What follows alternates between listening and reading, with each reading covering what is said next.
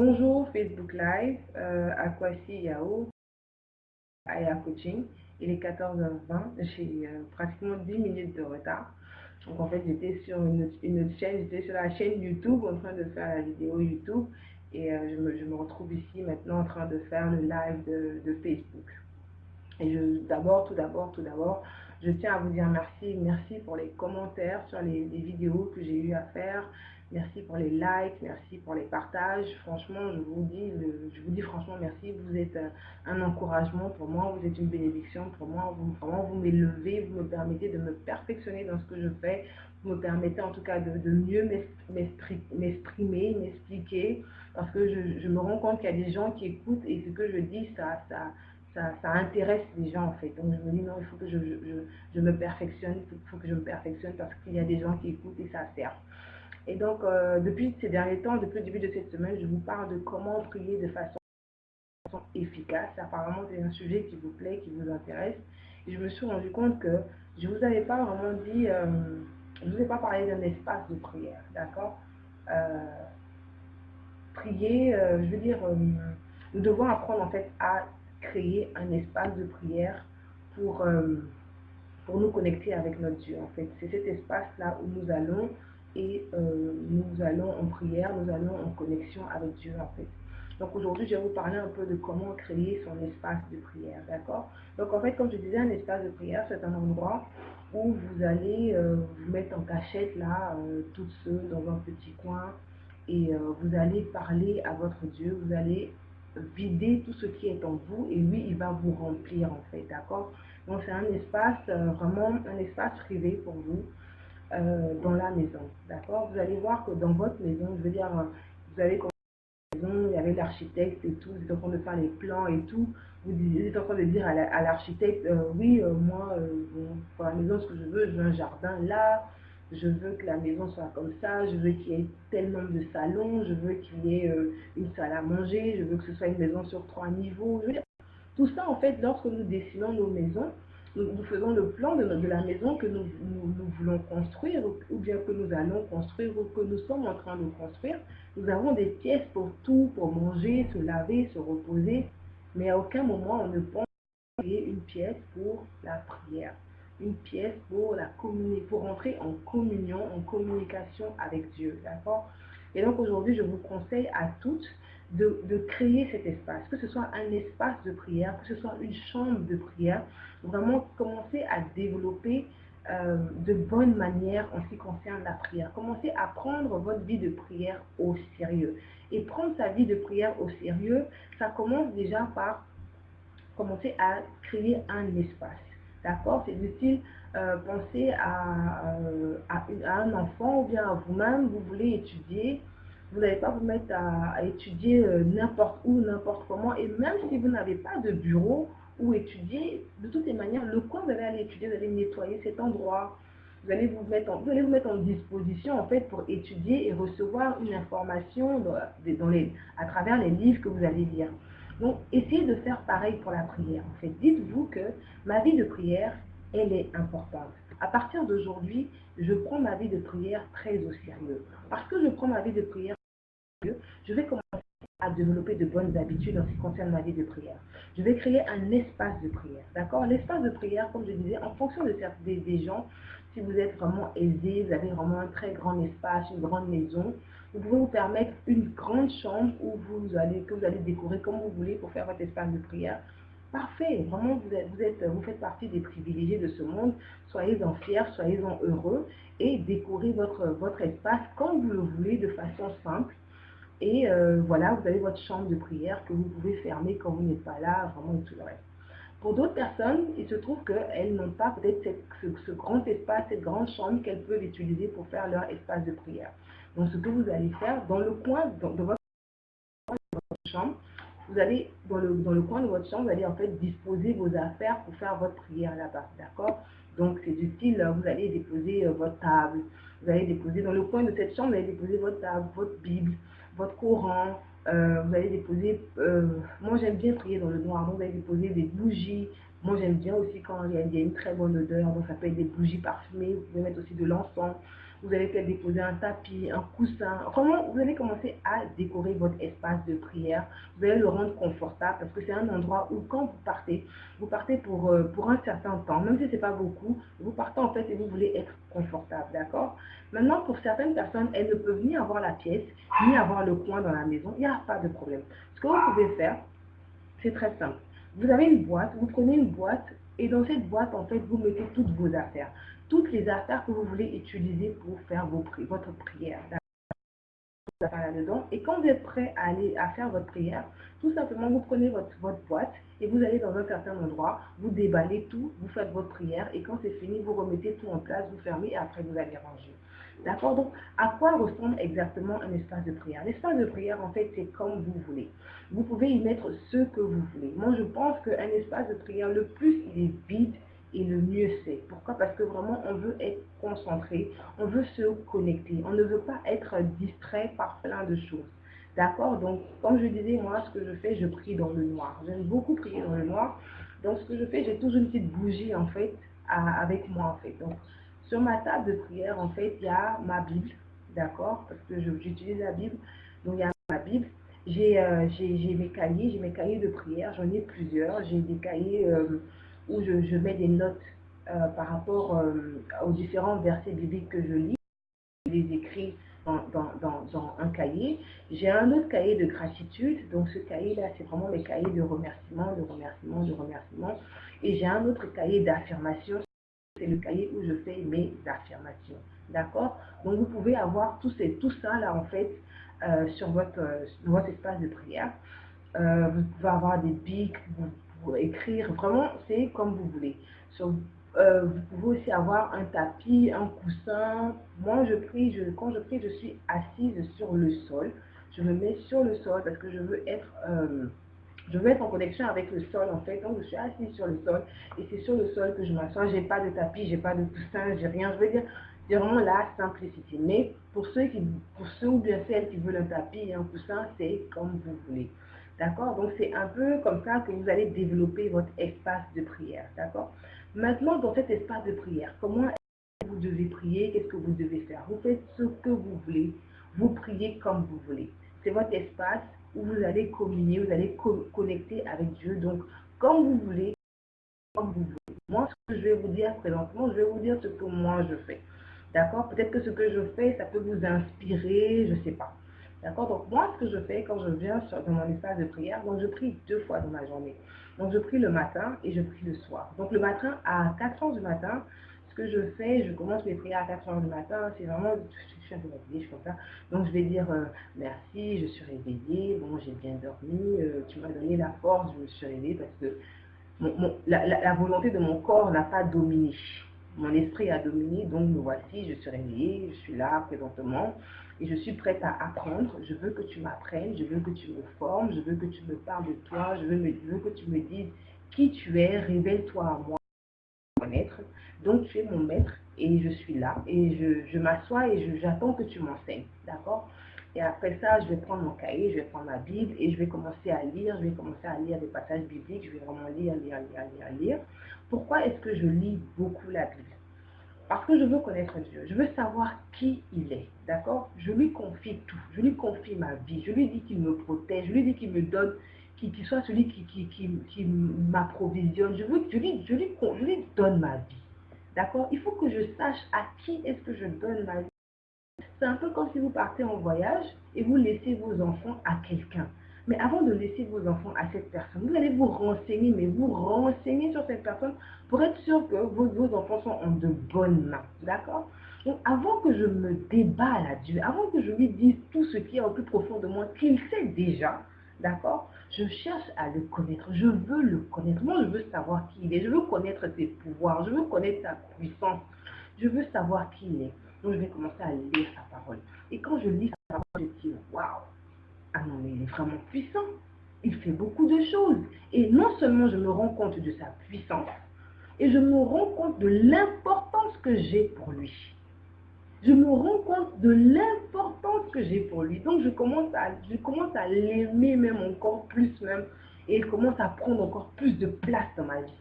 Et donc, pendant 1 heure, je vais lire sa parole. Je vais de lui, je vais me remplir de lui.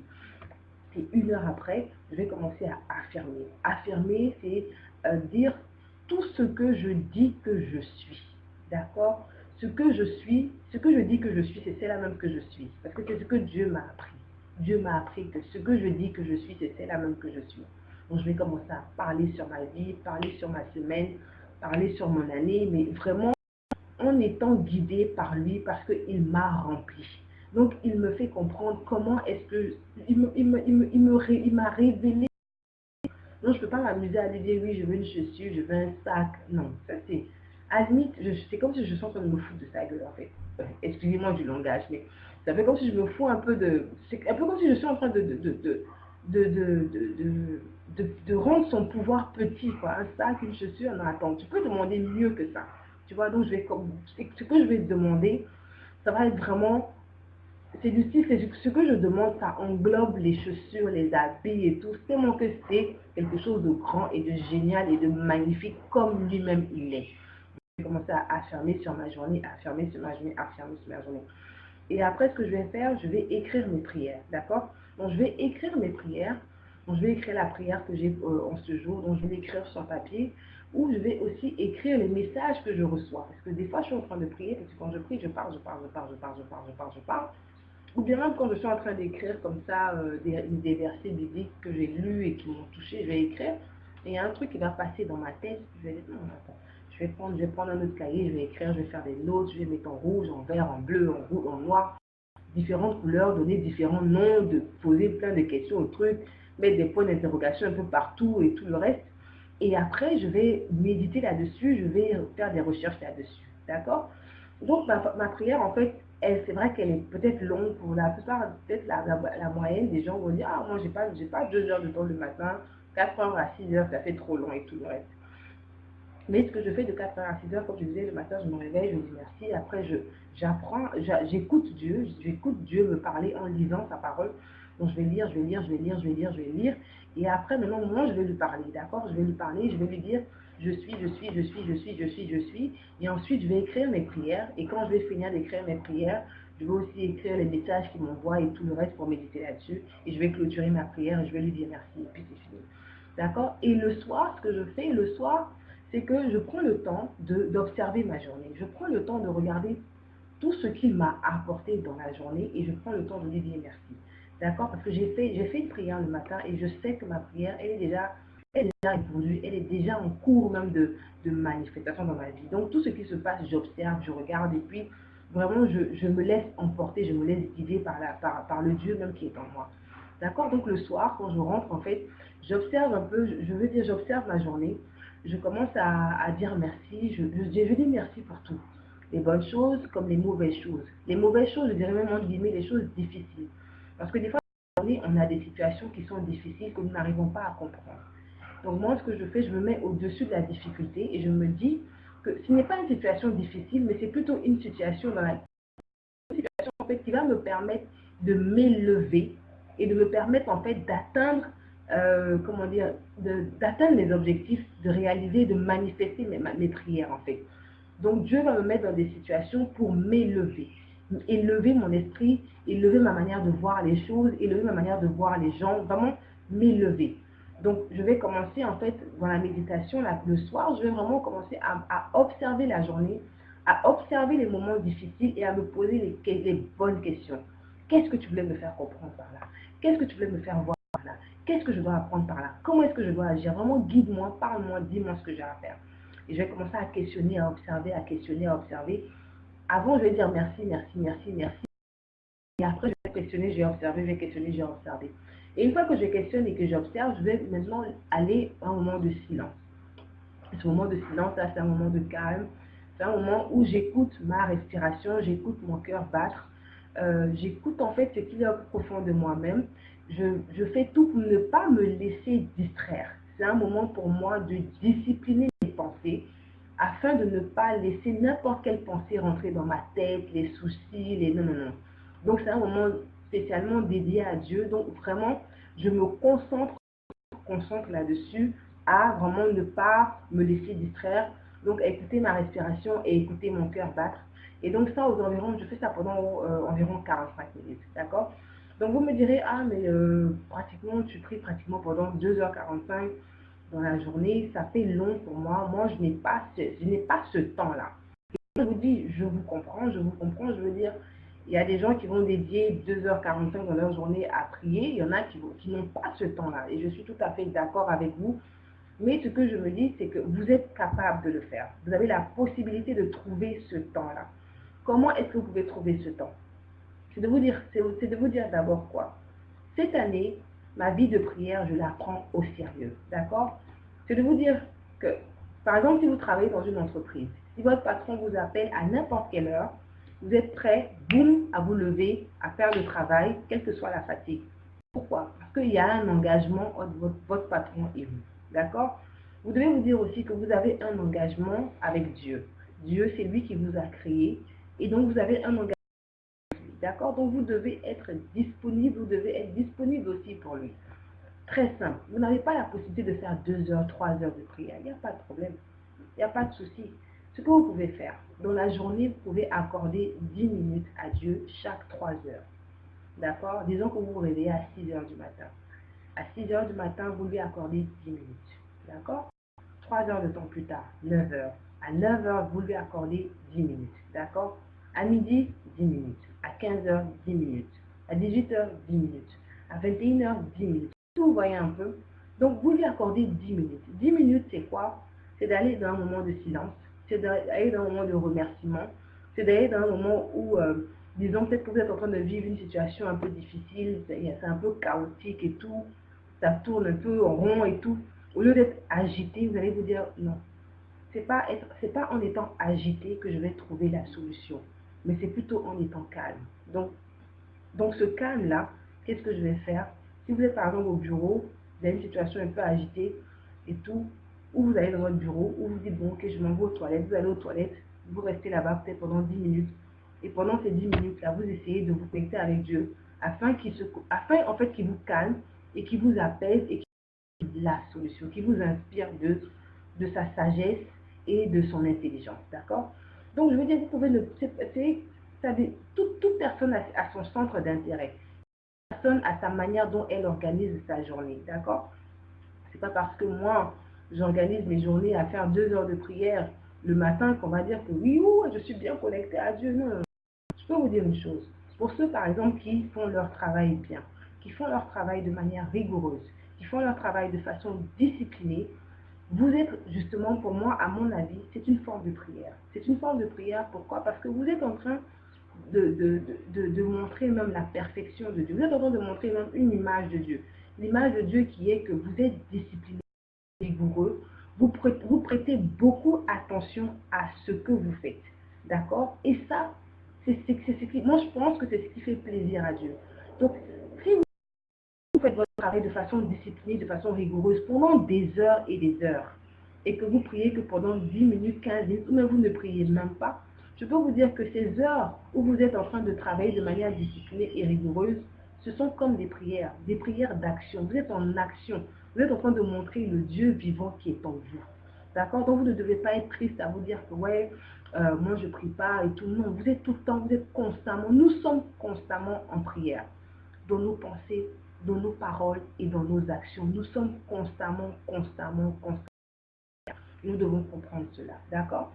Et cette année, vous devez tout simplement vous dire que votre vie de prière, vous devez être vraiment, vous devez être sérieux à propos de cela. Vous ne devez pas prendre votre vie de prière comme oh, je fais ça quand je veux, quand je peux. Non. Vous devez être discipliné et rigoureux en ce qui concerne votre vie de prière. Si c'est 1 minute, si c'est 10 minutes, si c'est 1 heure, si c'est 2 heures, peu importe. Mais trouvez un temps où vous allez juste vous connecter avec Dieu, vous allez faire silence. Avec tout ce bruit de l'extérieur du monde, des attentes, des obligations, tout ça, et vous allez juste être avec lui pour juste 1 minute, 10 minutes, 1 heure, 2 heures, comme vous voulez. D'accord? Donc aujourd'hui, je voulais vous parler en fait de créer son espace de prière. Donc je vous ai dit un peu comment créer votre espace de prière, que ce soit dans une salle, une chambre, que ce soit dans un coin de la chambre, que ce soit dans une boîte où vous mettez tous vos ustensiles là-dedans de prière. et vraiment commencer à développer vraiment une discipline, commencer à développer une certaine coutume, des heures où vous dites, ok, moi, chaque jour, à telle heure, je me connecte avec Dieu, je suis avec Dieu. Si vous pensez que vous allez oublier, vous mettez votre alarme de votre téléphone pour vous appeler. Et si vous ne savez pas ce que vous allez lui dire, mais c'est très simple. Avec nos téléphones aujourd'hui, les smartphones et tout le reste, il y a tout. On peut comment dire, télécharger différents livres saints. Vous téléchargez un livre saint que vous voulez. Par exemple, pour ceux qui sont... pour ceux qui disent la Bible, je sais qu'il y a des applications de la Bible où on vous dit quoi, même le verset du jour. Donc vous pouvez lire le verset du jour, ou bien vous pouvez prendre, comment ça s'appelle, vous pouvez dire, ok, aujourd'hui je vais chaque 3 heures, quand vous donnez les 10 minutes, vous prenez un verset que vous lisez, un verset que vous lisez. Peut-être que vous n'avez rien à dire, donc qu'est-ce que vous dites? Bon, attends, je vais lire un peu, je vais voir ce que Dieu dit dans son livre. Si vous n'avez pas envie de lire, par exemple, pendant tout le temps, vous allez vous dire, bon, ok, maintenant je vais lire à 9 heures, à 10 heures, je vais faire une respiration, une méditation guidée par respiration, écouter ma respiration, écouter mon cœur battre.